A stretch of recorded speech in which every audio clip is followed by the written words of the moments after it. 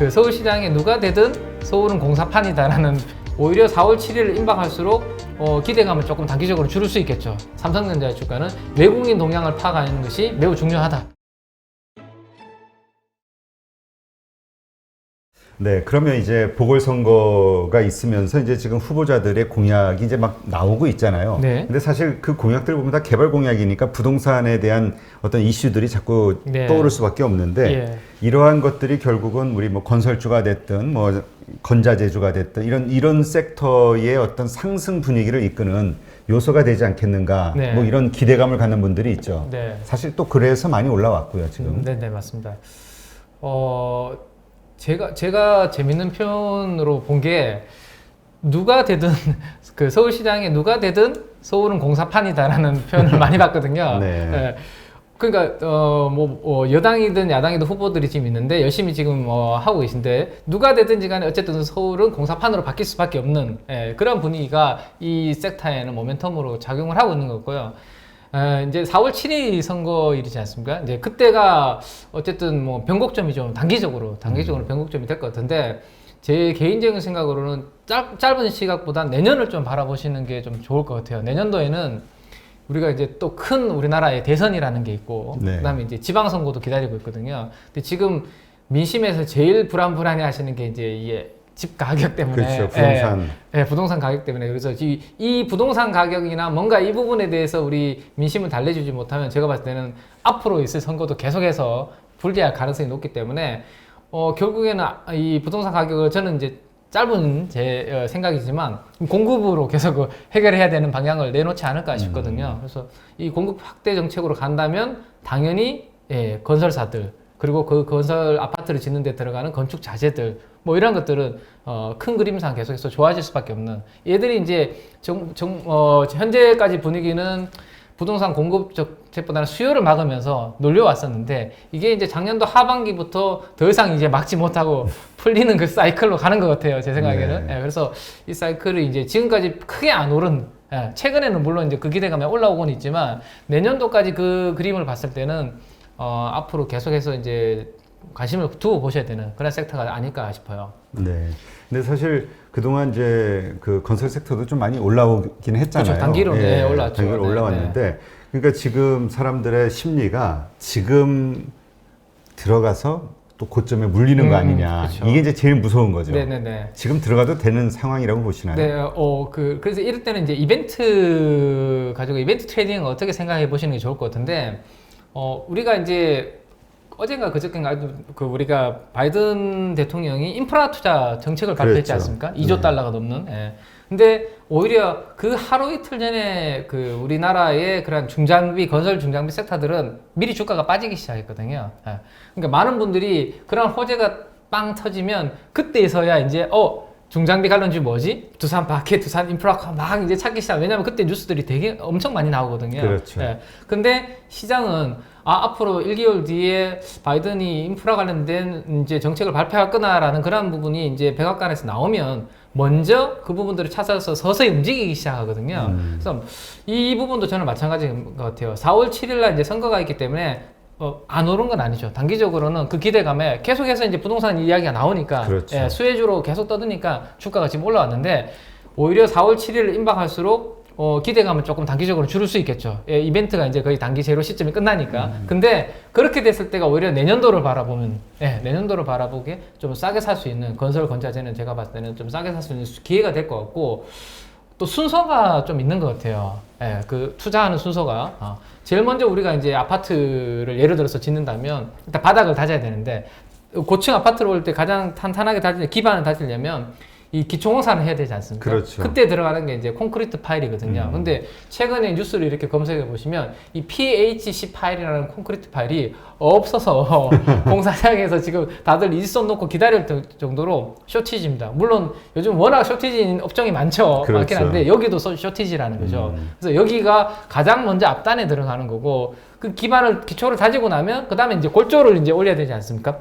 철을 이제 골격을 쌓고 거기 시멘트 붙이고 그래서 이제 시멘트 관련주들, 철근 관련주들이 움직이는 거고 가장 이제 마지막에 그 골격을 다 짓고 나면 뭐 바닥재 깔고 창호하고 이렇게 순서대로 가는 거고 그것까지 끝나면 마지막에 이제 예쁘게 이제 페인트 칠을 해야 되겠죠, 그죠? 이 순서대로 여러분들께서 기억을 해두시고 이 관련주들을 적어도 한두 개씩 좀 관심 있게 공부를 해보시면 괜찮을 것 같아요. 네. 그러니까 지금 이게 기대감이 살아있는 지금이 매수 시점이 아니라 그렇죠. 재료가 다 소진된, 네네네. 그러니까 다 노출이 된 그 네네. 상황. 그래서 이제 가격이 빠질 때 네네. 그때 담아라 이 네네네. 말씀이신 거죠? 4월 7일 전후로 해서 그 기대감이 한번 반영이 되고 차익 실현이 좀 나올 때 오히려 그때를 내년을 보고 서서히 이제 또 그 방금 말씀드렸던 그 업종 내에서 종목들을 좀 담아가시는 게 좋을 것 같고 그 너무 재료가 임박했을 때 절대로 좀 안 사셨으면 좋겠습니다. 그러니까 사람들이 네. 하여튼 그래요. 그래서 서둘다가 네네네. 근데 재료가 일단 소진되고 나면은 네. 그 다시 이렇게 뭐라 그럴까요? 상승세로 전환되기가 쉽지 않지 않나요?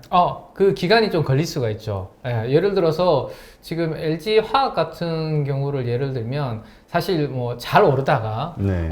지난번에 이제 뭐 LG 에너지 솔루션 분할 이야기가 나오면서 엄청나게 하락했다가 한동안 쉬었지 않습니까? 그죠? 그렇죠. 그때 그러면 내가 언제 그러면 이 종목 도대체 관심을 서서히 이제 들어가야 될까? 분할 매수 들어가야 될까? 그 부분이 제일 궁금한 거잖아요.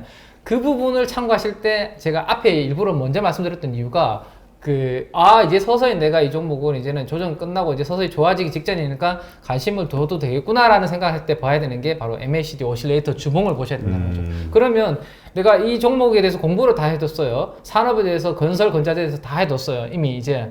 그러면 타이밍만 찾으면 되는 거지 않습니까? 그렇죠. 그 타이밍을 찾을 때 종목들 하나씩 눌러보시면서 먼저 돌아서는 종목들이 나온다는 거죠. 그 종목들이 순서대로 트레이딩을 하시면 될 것 같아요. 그래서 먼저 돌아서는 종목들을 분할 매수하시고 먼저 미리 살 필요 없겠죠. 서서히 그 MACD 오실레이터가 좋아지는 걸 보면서 그때부터 관심을 가지시면 되는 거죠. 그러니까 하락한다고 해서 이게 많이 하락하니까 지금 사자 이게 아니라 네네네. 예, 그러한 지표들을 확인하면서 왜냐면 오늘 많이 빠진다 해도 또 내일 또 빠질 수 있는 거니까 네네네네. 예, 그 MACD 오실레이터 네네. 주봉을 보면서 이제 매수 시점을 그렇죠. 판단하자. 요거는 이제 펀더멘탈적인 건 아닌 거죠. 그죠? 근데 이거는 그 기본적으로 이 전제는 이 재료가 지금은 소진됐지만 노출이 됐지만 1년 후에 다시 나올 거니까 다시 좋아질 거기 때문에 이거는 분명히 중장기로는 컨빅션하게 오를 거다라는 판단이 있기 때문에 그러니까 차트가 제가 봤을 때는 제일 후행이라고 말씀드린 이유가 이 컨빅션이 없는데 차트 좋아진다고 단타 칠 거 아니잖아요, 그죠? 단타 칠 거 아니기 때문에 당연히 그 산업과 그 종목에 대한 컨빅션을 먼저 가지고 난 다음에 제일 좋아하는 게 내가 사자마자 물리지 않고 수익 나는 걸 우리 투자자분들이 좋아하지 않을까요? 좋죠.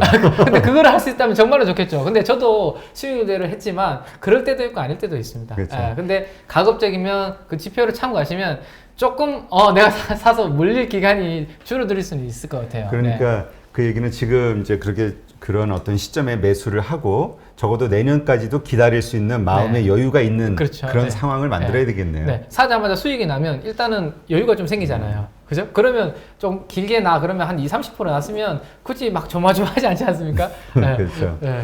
근데 지금 시장의 좀 특징을 보면 지금 바이든 인프라 사업 이게 이제 발표되고 나서 시장이 이제 상당히 올랐잖아요. S&P도 4,000선을 넘었고요. 네. 그러면서 외국인들이 사실 어제서부터 이 반도체주를 IT하고 막 매수를 하기 시작하고 있거든요. 오늘도 좀 보니까 상당히 사고 있는 것 같은데 이게 어떤 의미일까요? 왜냐하면 외국인도 요즘 하도 단타를 치는 것 같아가지고 이걸 추세적인 상승 분위기로 봐야 되는 것인지 일시적 현상으로 봐야 될 것인지 헷갈리거든요. 네. 혹시 이 방금 질문 주신 부분을 삼성전자하고 엮어서 좀 말씀을 좀 드려도 될까요? 네네.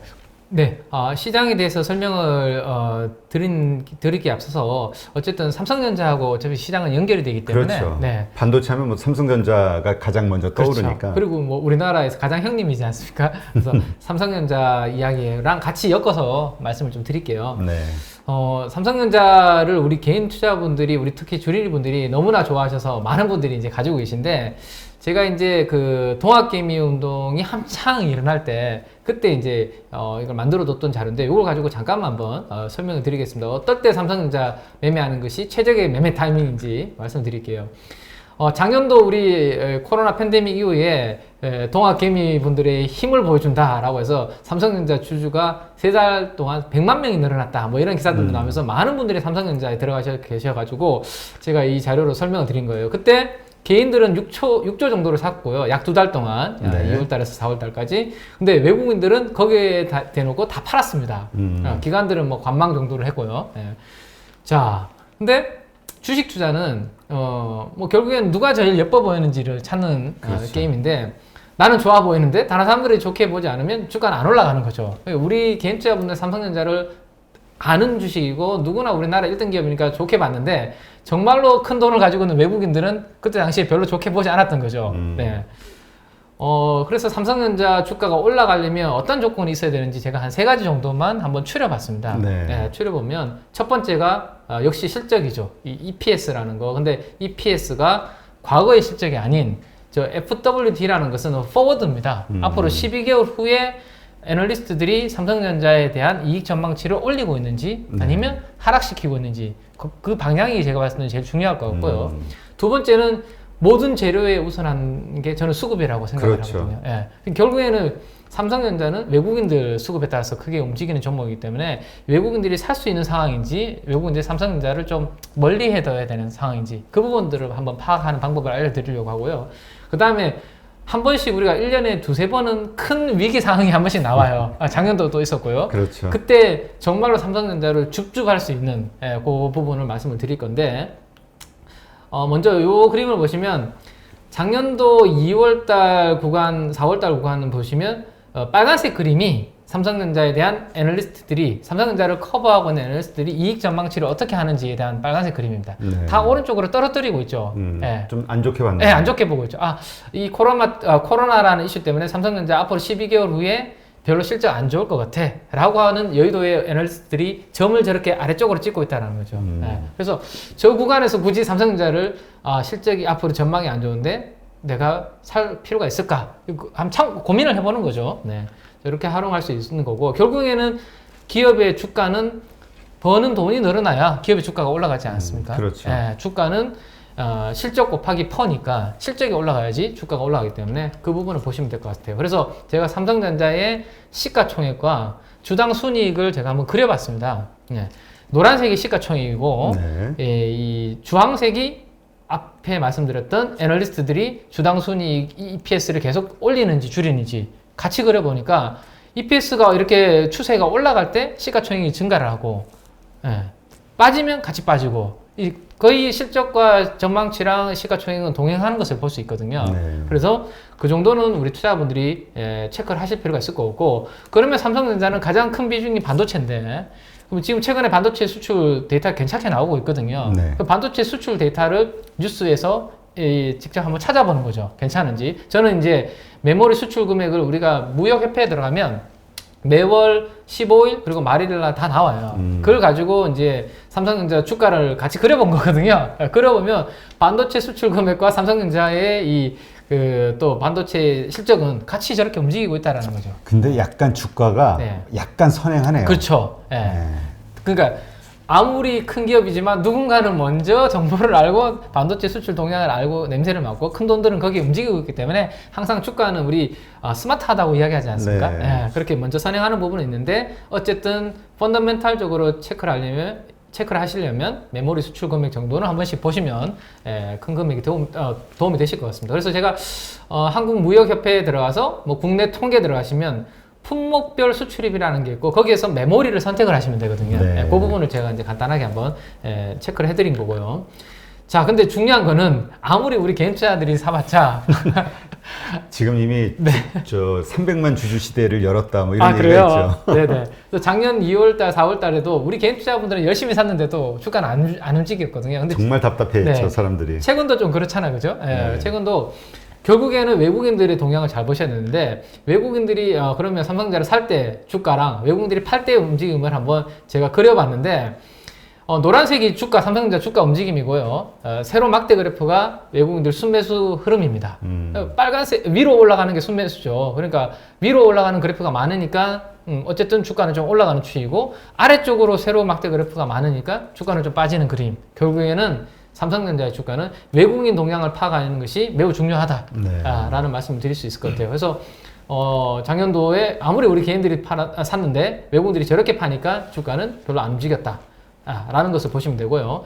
자, 그러면 삼성전자를 최근도 별로 외국인들이 관심이 없거든요. 그렇죠. 네, 최근에도 별로 관심이 잠깐 뭐 며칠 사도 다음날 보면 또 다 팔아버리고 뭐 이러니까. 네. 그래서 삼성전자를 그러면 왜 매도를 하는지에 대해서 펀더멘탈적인 부분도 중요한데 수급적으로 한번 말씀을 드리면 우리가 이제 달러 이야기를 많이 합니다. 그죠? 달러 인덱스라는 것을 이야기를 많이 하거든요. 이 달러가 강하면 외국인들은 우리나라 주식을 팔고 달러가 약하면 우리나라 주식은 외국인들이 사고 이런 이야기들을 많이 하거든요. 그래서 그냥 공식처럼 이거는 좀 외우시면 좋을 것 같아요.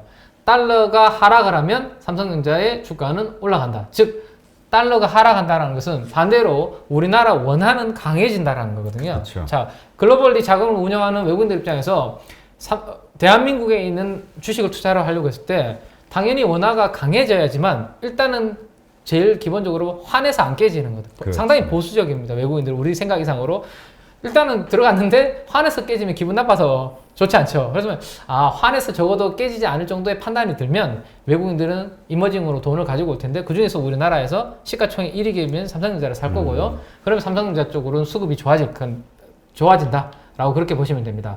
그러면 저 달러는 어떻게 구성이 되어 있나? 유로화, 엔화, 뭐 영국의 파운드화 이런 비중으로 구성이 되어 있습니다. 그래서 유로화가 강해지면 좋은 거고요. 그다음에 유로화가 가장 강해지면 달러가 약해지니까 그렇죠. 좋은 거죠. 그래서 달러 인덱스 지수라는 그램을 잘 보셔야 됩니다.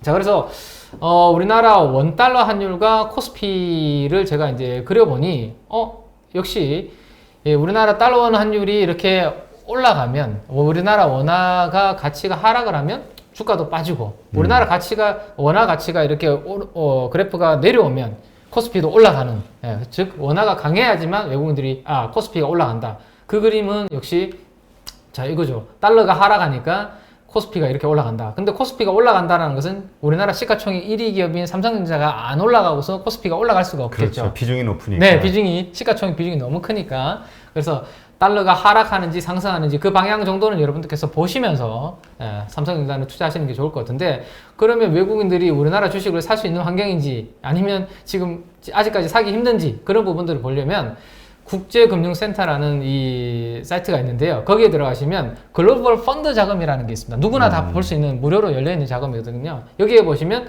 글로벌 펀드 자금이 채권으로 가고 있는지 아니면 주식으로 가고 있는지 또 선진국으로 가고 있는지 신흥국으로 가고 있는지 이 부분 정도 여러분들 참고하시면 좋을 것 같고 신흥국으로 가고 있다. 그러면 신흥국에서 또 우리나라 신흥국으로 들어가니까 그러면 삼성전자 외국인들이 살 수 있는 또 가능성이 있겠네. 이 정도 확인하시면 좋을 것 같습니다. 자, 그래서 그 달러 인덱스 지수 정도 한번 여러분들 참고해 보시면 좋을 것 같고요. 자, 마지막으로 삼성전자 정말로 저로에 줍줍을 할 수 있는 기회는 잘 안 와요. 근데 사실 너무 우량주이다 보니까 그렇죠. 너무 싸면 누구나 다 쉽게 이제 살 때 아니야 이렇게 생각하니까. 네.